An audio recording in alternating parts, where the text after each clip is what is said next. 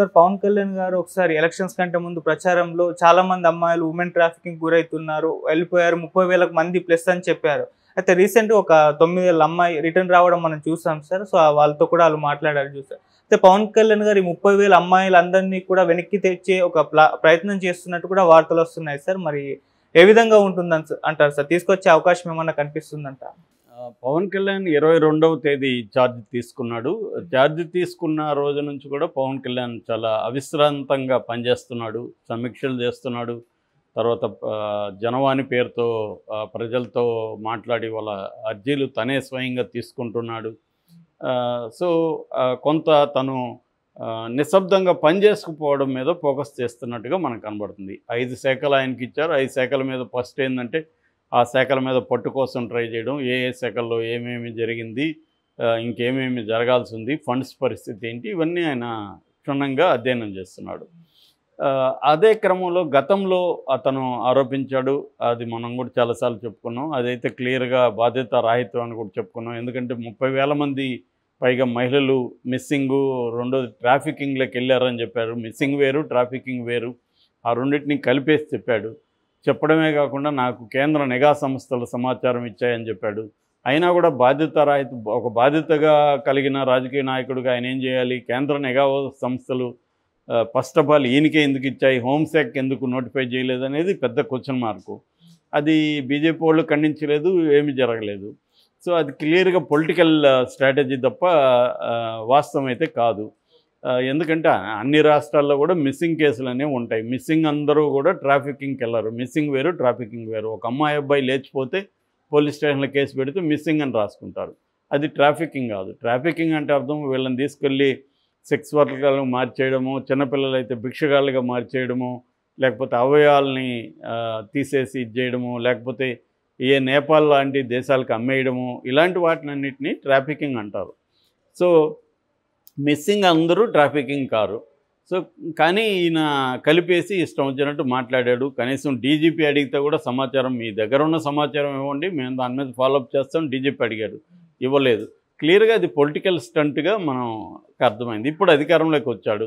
అధికారంలోకి వచ్చినాకైనా దాని మీద ఆయన దగ్గర సమాచారం నిజంగా ఉంటే, ఇవాళ ఆయనే కదా డిప్యూటీ సీఎం, మరి దాని మీద ఇప్పటివరకు ఎందుకు చేయలేదు అనేది పెద్ద క్వశ్చన్. అయితే ఈ మధ్యలో ఒకటి జరిగింది. అదేంటంటే భీమవరానికి చెందిన శివకుమారి అయిన ఒక ఆమె పవన్ కళ్యాణ్ కలిసి, సార్ ఇట్లా నా కూతురు 9 నెలలకు ముందు మిస్ అయింది, ఒక అబ్బాయితో ఇక్కడ మాచవరంకి సంబంధించిన ఒక అబ్బాయితో, రామవరప్పాడు అబ్బాయిది, ఆ అబ్బాయితో లాస్ట్ అబ్బాయితో కలిసినట్టుగా మాకు సమాచారం ఉంది, ఆ తర్వాత లేదు, మేము మాచవరం పోలీస్ స్టేషన్లో కంప్లైంట్ ఇస్తే వాళ్ళు పట్టించుకోలేదు అనేది ఆమె కంప్లైంట్ చేసింది.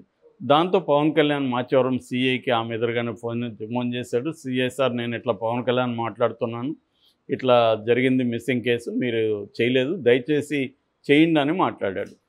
అది కూడా పవన్ కళ్యాణ్ బాగా డీల్ చేసినట్టు చెప్పాలి. వాళ్ళని ఏదో బండబూతులు తిట్టడం అవన్నీ చేయలేదు. 9 నెలలు ఏం పెక్కుతున్నారు ఇలాగేం మాట్లాడలేదు, దయచేసి దీన్ని సాల్వ్ చేయండి అని చెప్పారు. దాంతో వాళ్ళకి విషయం అర్థమైంది. వాళ్ళు ఇమ్మీడియట్గా కలిసి కొన్ని బృందాలని ఏర్పాటు చేసి దాని మీద పనిచేశారు గట్టిగా. వితిన్ 9 రోజుల్లో ఆ అమ్మాయిని పట్టుకోగలిగారు. అంటే కారణం ఏంది? ఆ అమ్మాయి ట్రాఫికింగ్లోకి ట్రాఫికింగ్లో వెళ్ళి ఉంటే వెరీ డిఫికల్ట్. అమ్మాయి ఎక్కడికి వెళ్ళింది? ఈ రామవరపడ అబ్బాయితో కలిసి లేచి వెళ్ళిపోయింది. ఎక్కడికి వెళ్ళింది? జమ్మూలో ఉన్నారని తెలిసింది. ఈ రామవరపడికి జమ్మూలో ఎవరో ఫ్రెండ్స్ ఉన్నారు, వాళ్ళ ద్వారా అక్కడ పోయి వీళ్ళు కాపురం పెట్టారు.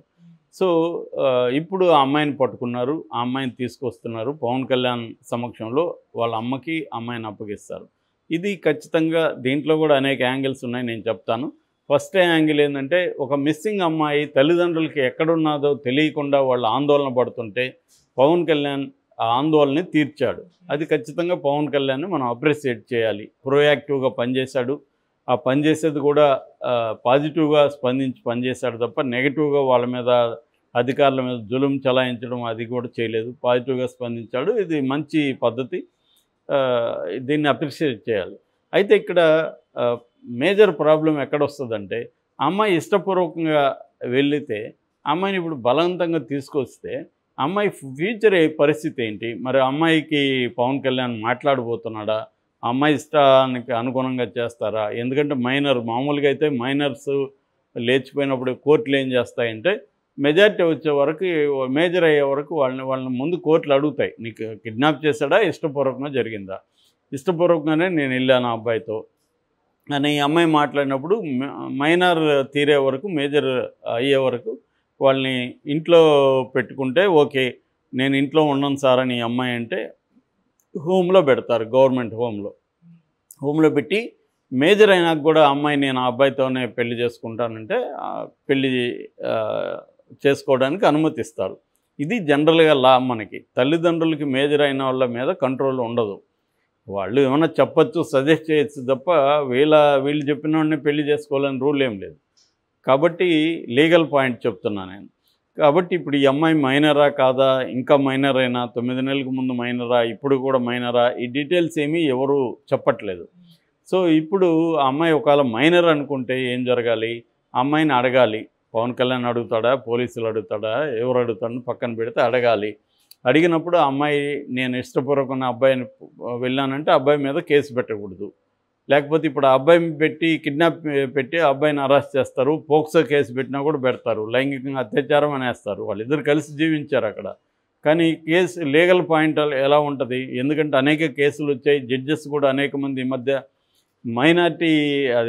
మైనర్గా ఉన్న అమ్మాయిలు వీళ్ళే సెడ్యూస్ చేస్తున్నారు అబ్బాయిల్ని. సెడ్యూస్ చేసినాక వాళ్ళిద్దరూ లైంగికంగా కలిసినప్పుడు తల్లిదండ్రులు వెళ్ళి వాడి మీద పోక్సో కేసు పెట్టేస్తున్నారు, అతని లైఫ్ నాశనం అయిపోతుందని చాలామంది హైకోర్టు జడ్జెస్ వాపోతున్నారు. అందుకని ఈ ఏజ్ని తగ్గించామని 18 ఏళ్ళ నుంచి 16 ఏళ్ళకి తగ్గించేయండి. ఎందుకంటే అమ్మాయిలు చాలా ఫాస్ట్గా ఉన్నారు. ఇవాళ టెక్నాలజీ అనేక మార్పులు జరిగాయి. ఇంకా 18 ఇయర్స్ పెట్టడం కరెక్ట్ కాదు. దీనివల్ల చాలామంది అబ్బాయిలు భవిష్యత్తు నాశనం అవుతుంది అనేది కోర్టులు బాధపడుతున్నాయి, కోర్టులు ఆవేదన వ్యక్తం చేస్తున్నాయి. ఎందుకంటే వాళ్ళు క్లియర్గా కేసు మొత్తం పూర్వాపరాలు నీట్గా అర్థమవుతాయి కాబట్టి. సో దీన్ని కూడా పరిగణలోకి తీసుకోవాలి. జస్ట్ మిస్సింగ్ కేసు కాబట్టి తెచ్చేశాడు అంటే ఇప్పుడు ఏదో వాళ్ళు హ్యాపీగా ఉన్న వాళ్ళని తేవడం అనేది ఆ ఇద్దరిని ఇబ్బంది పెట్టినట్టే కదా పవన్ కళ్యాణ్. ఇక్కడ అంటే మనకి ఎమోషనల్ డ్రామా ఇది కనబడుతుంది. తల్లి వచ్చి ఏడ్చింది, పవన్ కళ్యాణ్ 9 నెలల్లో సాధించలేదు, 9 రోజుల్లో ఈ యాంగిల్ బాగానే ఉంది. కానీ కనిపించిన యాంగిల్ ఏంటి?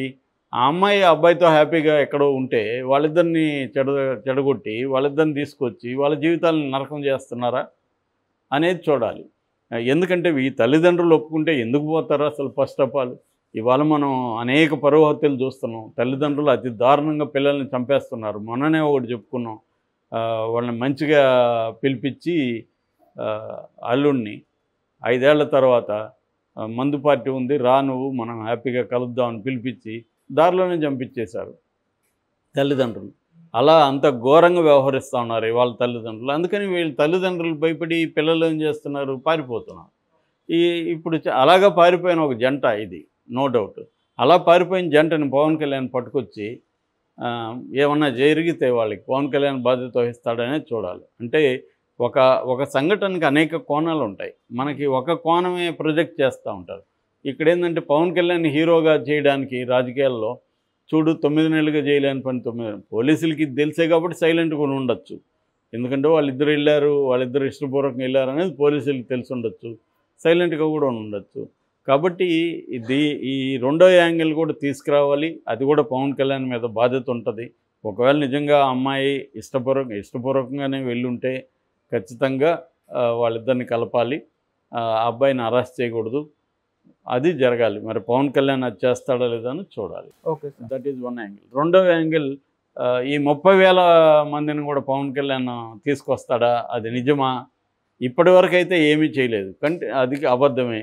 కాబట్టి ఇట్లాంటి మిస్సింగ్ కేసులు ఇంకా ఎన్ని ఉన్నాయి అనేది నిజానికి అతని పరిధి కాదు, ఇదంతా అనితే పరిధి. ఎందుకంటే హోంశాఖ కదా, మరి అనిత రంగంలోకి దిగి ఇప్పటివరకు అనిత మిస్సింగ్ కేసుల మీద ఎక్కడ మాట్లాడినట్టు నా దృష్టికి అయితే రాలేదు.